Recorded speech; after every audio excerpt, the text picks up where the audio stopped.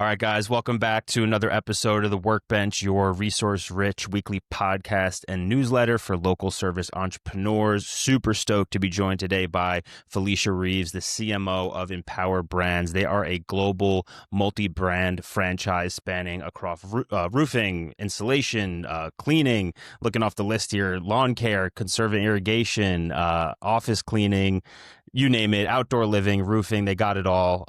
Major brand here in the space. So Felicia, super excited for you to join us today and dive into everything you're doing from a marketing perspective at the Empower level, how you're empowering, no pun intended, your franchisees at the individual brand level, and diving into some interesting topics like how you're helping franchisees going local. But before we dive into the shop talk and all of the details around marketing a local business here in the back half of 2025, Felicia, would love to just to get to know you a little bit. So thanks for coming on. And if you don't mind, just kind of give it a little intro on who you are and we'll get rolling from there. Sure. So my name is, as you mentioned, is Felicia Reeves. I'm the Chief Marketing Officer here at Empower Brands. I'm relatively new to the organization, so I joined Empower in mid-January. So I'm about 7 months into the role. It's been a fantastic ride so far. Prior to coming on to Empower Brands, I've served in the multi-brand home and commercial services space for many years. The dating back, over a decade ago, I actually started my career journey as a franchisee myself. So it's been a real full circle moment with a thread that's been pulled through along the way, and really excited to be chatting with you today a little bit more about that. Yeah. So what franchise system were you in? What type of business were you running? Sure. So it was a sports performance training facility out of Pennsylvania. So Parisi Speed School. They're headquartered out in New Jersey. So I'm originally from the Northeast and Yeah. recently relocated with my family here in Richmond, but deeply rooted in the Northeast. So Yeah, I'm from Long Island, New York, and that actually sounds very familiar. Do you know if they had like franchisees in that part of New York on Long I'm Island? sure it was, Yeah. yeah, I'm sure heavily saturated in the Northeast Yeah. area and then in through the Midwest. So a great franchise system, and learned a lot. And, I think I like to think, I should say, that a lot of those learnings I've taken and really applied to how we're thinking about supporting our franchisees today, and really what we care about most to really drive growth for each of their Yeah. businesses. And now are you an athlete yourself? Do you have an athletic background? Some would say yes. I would say today not not so much, but Yeah. initially got my start in the, actually it's kind of a unique background, but the weightlifting world. So did some fitness competing early on in my college years, and have always been very active. Prior to that, track and field through high school, but Nice. yeah.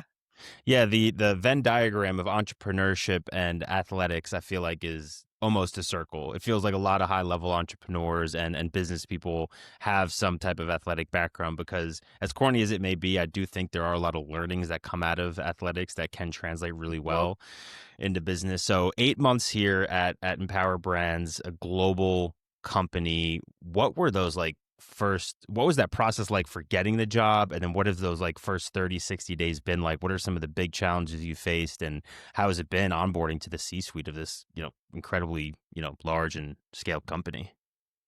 Yeah, it's certainly been a journey.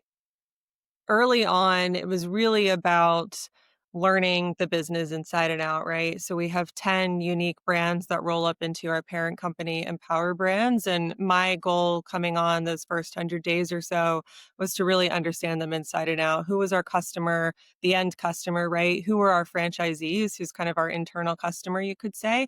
And then what are their challenges and opportunity areas? So it was a lot of discovery, a lot of listening, learning, building relationships. I'm sure you know, Brian, that franchising is most successful when it's collaborative and when you're building trust with your franchisees. And so it was a lot of that. It was a lot of listening, learning, and trying to, figure out what those quick wins were for our franchisees, and acting on them as quickly as possible. So when it comes to how much Empower is providing a playbook to the franchisees compared to allowing the franchisees to do their own thing and make the business their own, how do you strike that balance between, hey, here's a playbook, here's what we know works versus, you're the franchisee, you're in that local market, make this business your own, put your own character into the business. Yeah, how do you guys go about kind of striking that balance, especially with newer franchisees? Yeah, it's a great question. It's really about creating a framework, right? And having freedom within that framework. So the framework, you could look at that as best practices, playbooks, et cetera, to really help drive growth for our franchisees, depending on what stage they're in on that business maturity curve. And so we want our franchisees to make their marketing work for them. I'm a big believer that authenticity is one of the biggest drivers of adoption from your end user, right? And really leaning into the subject matter or the material that you're sharing. And so we really try to set them up for success by sharing those best practices and things that they should be thinking about as it relates to their marketing mix. But again, not handcuffing them to a specific message or a plan, so much so that it doesn't feel genuine for them to then keep up with consistently. Consistency here is really key, especially for our local business owners. And again, driving that authentic message is one of the ways that we want them to do that. Okay, got it. So you want to kind of provide them that playbook while still allowing them to make it their own.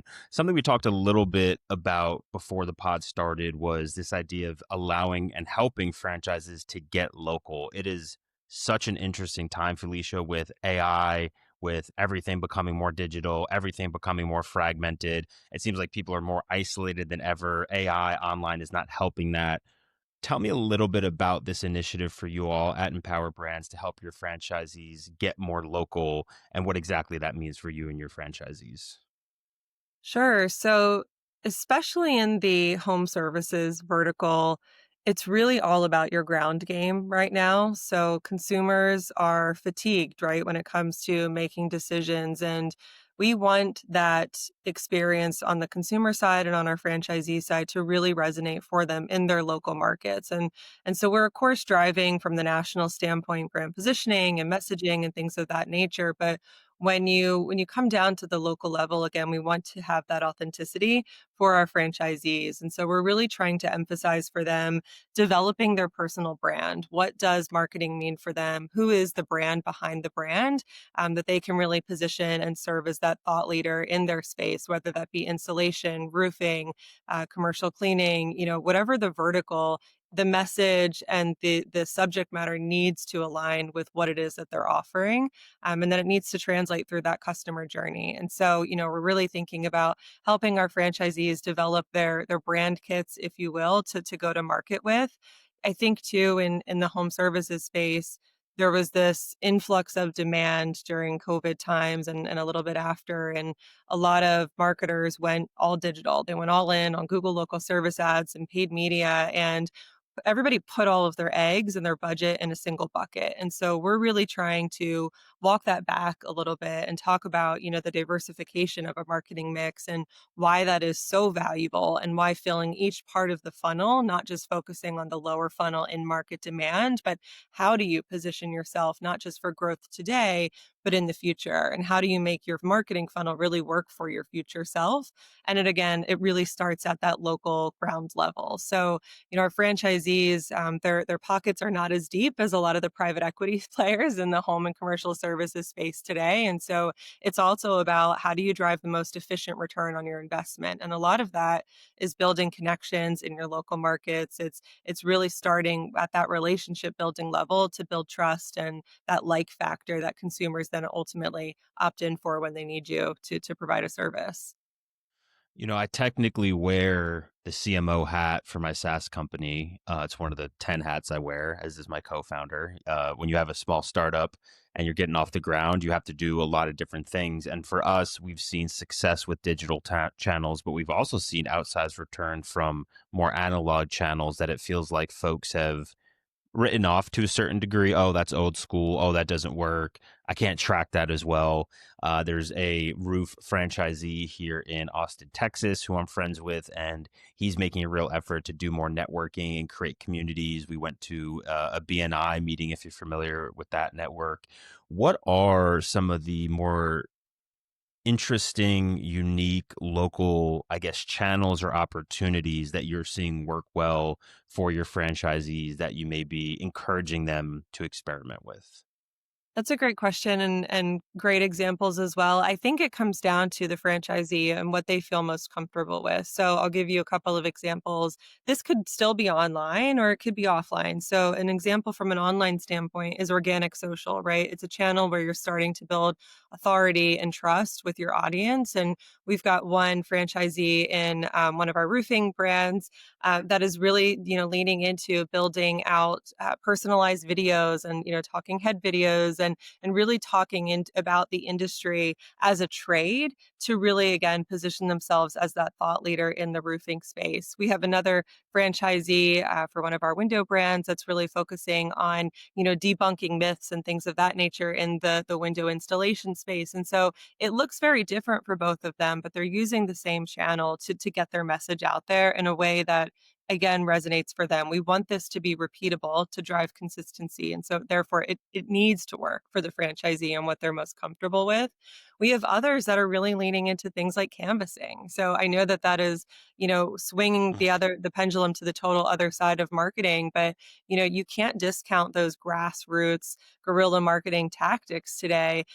Canvassing, if done right and coupled with, a very focused geo-targeting strategy online and through things like direct mail can be an incredibly effective way, especially if you're just getting off the ground and you don't have much to put into those paid channels. It's a great way to build recognition, to build trust, and to really have an authentic way to connect with your ideal customer in markets that are going to drive the biggest return on your investment. Attribution is helpful. There's no doubt understanding that if I put $10 into Facebook and Meta ads and I get $20 back, that's a 2x ROAS, and that's good for my business. Such a sea change has occurred from the Mad Men style era of like, oh, that billboard's fun, let's put it up, or very, very what felt like subjective analysis of what works well in marketing to today, where it's like, if I can't calculate down to the 0.00 percentile the quality conversions on this advertising effort, it's not worth it for me or my business.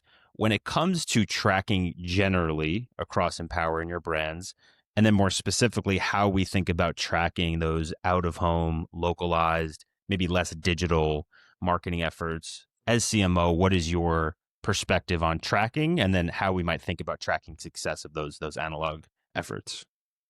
Yeah, so I consider myself a performance marketer, right? So, data is the backbone to driving a really strategic play from, start to finish. And I think that data, of course, is an integral part of being a strong marketer and pulling the right levers. But I also believe that you can over-index on data For from time sure. to time, and, I think too, sometimes data for the sake of data, there's this influx of, KPIs that are coming at us from all different channels and directions, and, some things go into CRMs and some things don't, and however you wanna look at it, I think sometimes you can become paralyzed by just the sheer volume of data at your fingertips, and so, then it becomes almost a distractor, right? Where you're trying to analyze too much, that you're not actually driving change and you're not really actually moving forward with the strategy. So I think it's about finding a balance.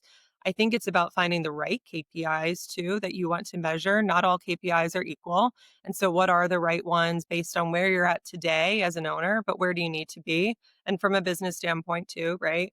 But I also think, when you look at, especially in home services, the number one recall source for consumers when asked, "How did you hear about us?" is, "I saw your truck on the road."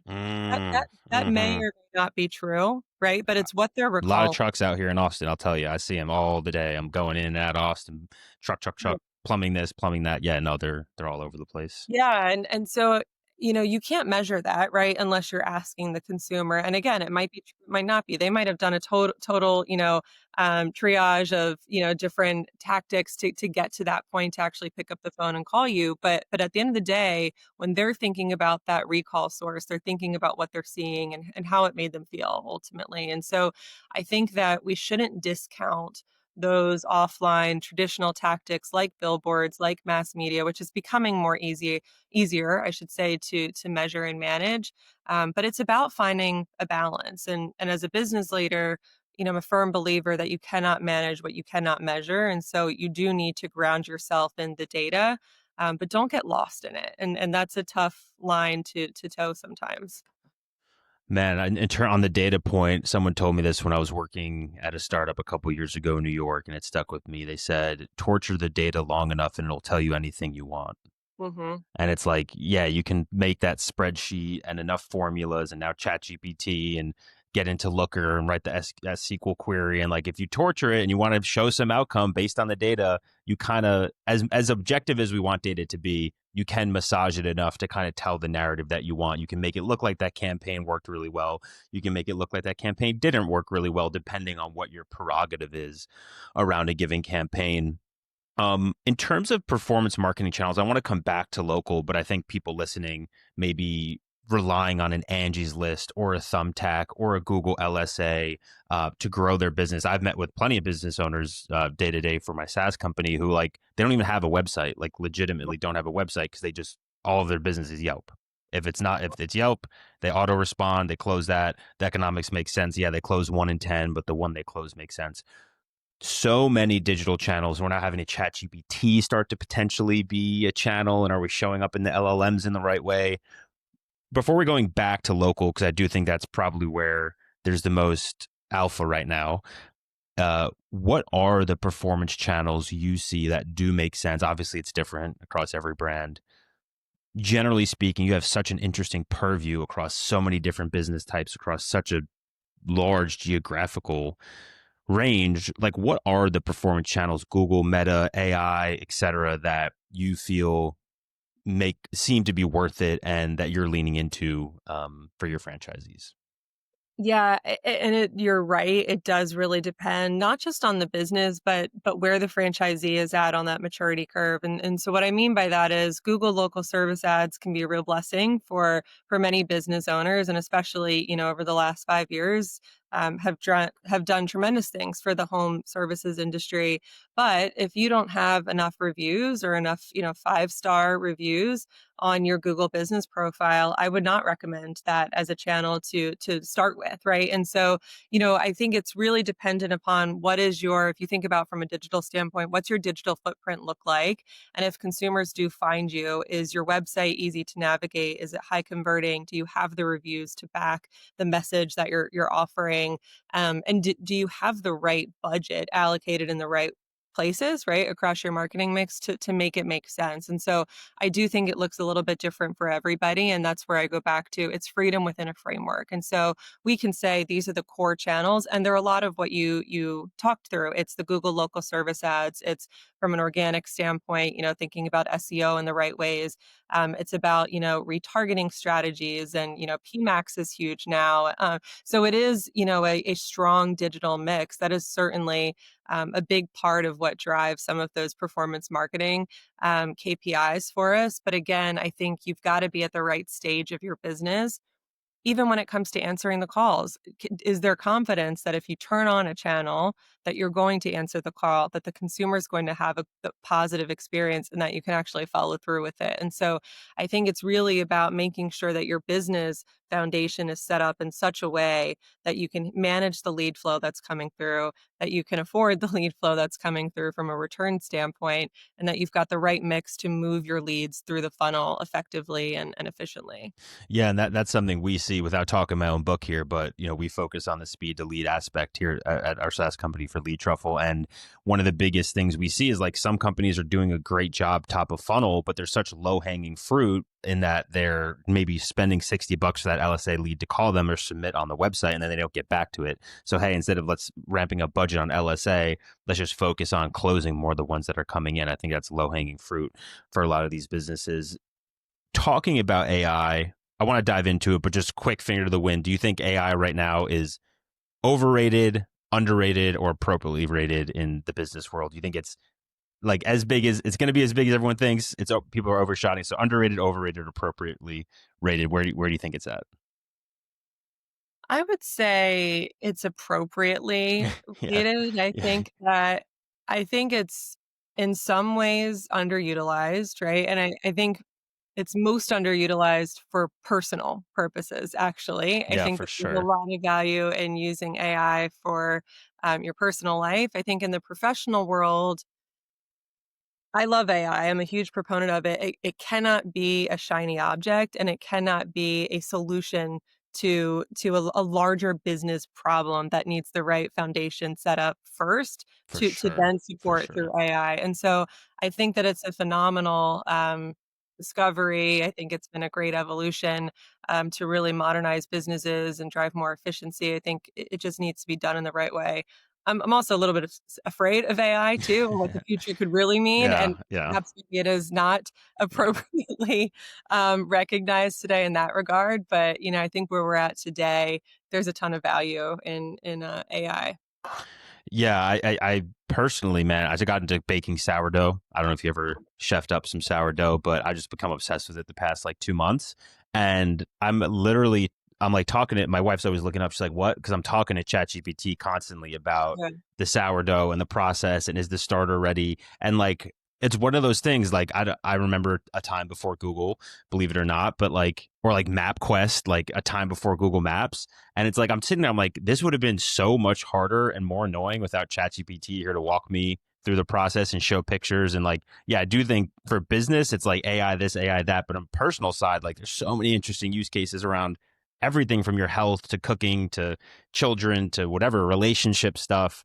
Um, yeah. So are you, when it comes to AI, like, do you feel from an Empower Brands perspective, like, do you guys have a lot of initiatives around AI? Are your franchisees clamoring for it, or is it more? Are you guys more, hey, let's wait and see what this is going to be like? Because some companies, some historic companies, they're like, you go to their website now and like it's the AI this for that when they weren't an AI company a year ago. I guess just from an Empower Brands C-suite perspective, like, what's the general sentiment, and do you feel the pull from your franchisees to, I guess, support them in more ways with AI? We feel it. I Yeah, think, from a franchisee standpoint, it's the question to us on the leadership side is how can we use AI and integrate it into our day-to-day to yeah, drive your performance and more efficient business practices. I think, if you think about call centers and AI, answering tools and chat widgets, I think that that's probably where we see the most common, interest right now yeah, is how can we answer leads faster and how can we make it a more seamless experience for our customers. So I think there's certainly themes that or focus areas, I should say, that our franchisees care about.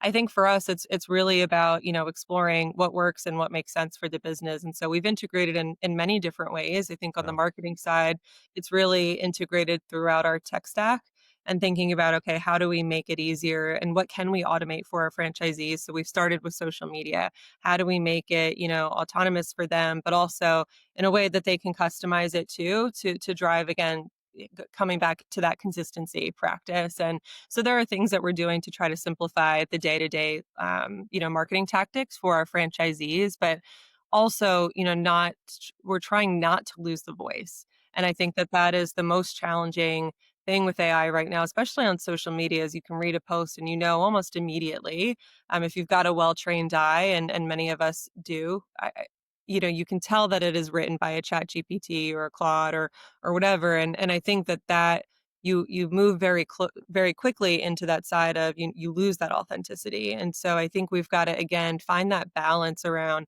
how do we drive efficiency and productivity, but also keep the voice of our brand protected and keep the personal brand of our franchisees protected as well. yeah. And I think a lot of people look to AI to be this cure all when it's like, all right, well, you have AI picking up the phones for you, and the AI conducts the call. But then if you're not following up on that if, let's say the AI is booking the job, if you're then not showing up to the job in a timely manner, or your processes aren't in place to get the right tech there, the AI is, you can't really use the AI as a band aid to cover up, the underlying practices that may not be in the right place. So, in terms of like scaling out Empower Brands, how are you all thinking about the brands that you have? Is it simply, hey, let's double down on the brands we have? Are you looking into new growth areas for new types of companies? Any interesting new franchise concepts on your radar? Curious how you guys are thinking about the future. Is it just, more of what we have, looking into new concepts? Curious about how you're thinking about that piece. Yeah, I think it's more of, how do we scale what we know works for our franchisees across the many different industry verticals that we support. It's also about, how do we help our franchisees expand their offerings? And so, expanding our service line offerings across each of our individual brands is continuing to be a focus for us. And then thinking about how do we start to, or continue to, I should say, really leverage data to, again, going back to looking at the right KPIs to really truly optimize their performance in the field and truly drive growth for our brand. So I think it's across those three practices right now, but I think the service line offerings or expansions is a big focus and will continue to be. We've got many of our franchisees excited about entering into the commercial space, and there's a ton of opportunity there as well. But it's about making sure, of course, that we're setting them up for success to do that right the first time. What are 1 to 3 KPIs that you think, whether they're a marketer at a franchise, a home service business owner, they're listening to this like, man, I need to dial in my marketing. What are 1 to 3 KPIs you would suggest that they really kind of get serious about tracking? That's a great question. So everybody wants more leads, right? And I think Yeah. it's important to drive lead volume, but I think it's more important to drive the right leads to the Mm, business. And so leads, of course, is where you have to start, but the KPIs that I would really think about are things like what are your answering rates when the lead comes in? Are you answering those leads? And then also, are you able to book them or not? And so it really comes down to the conversion of those leads, and that goes all the way through the sales cycle, right? How many calls did we answer? Did we book? Did we run? Did we convert? And then how do we get more of that? So it's really about how are your leads converting through the funnel and what does your funnel look like? And also, how quickly can you move them through the funnel? And so, if that going back to speed to lead, if that process is taking 30 days from start to finish, there's probably some area for opportunity and yeah. efficiency. And I think, nobody wants to hear this. I don't even want to say it as a marketer, but you probably don't need more leads, right? It's probably more about how you drive and optimize the lead flow that you have and how do you really fine tune your targeting and finding the right voice in your market, finding the right marketing mix to drive the right customer to your business. That will lift all other metrics. It will lift your average ticket. It will lift, the revenue that you're generating. It will lift your conversion rates and, ultimately the return on your investment. Love it. Felicia, anything we didn't get to here that you wanted to cover today? No, I don't think so. I think you asked really intelligent questions and Thanks. very thought provoking. So I appreciated the Yeah. conversation. Yeah, Felicia, we appreciate you making some time. For folks that are listening that want to check out Empower Brands, maybe follow you personally, think about maybe joining a franchise within the Empower Brands family, where can folks learn more about you and the business? Sure. So, of course, empowerfranchising.com is our website, a ton of information there. LinkedIn is probably the other channel that I would recommend, both on the Empower side. You can learn all about our brands and what we're doing to support our franchisees. And I'm on LinkedIn, of course, as well. I've got a newsletter, Signals and Strategy, that I try on a quarterly basis to keep updated with, what we're seeing in the marketing world and not just how that translates for franchisees, but what it means for franchisors and marketers as well. So, lots of great content online that folks can read about. Yeah. Yeah. We'll definitely link out to that. Felicia, appreciate you coming on. Hope you have a great rest of your summer. And yeah, thanks again for the time. Great. Thank you, Brian. Nice talking.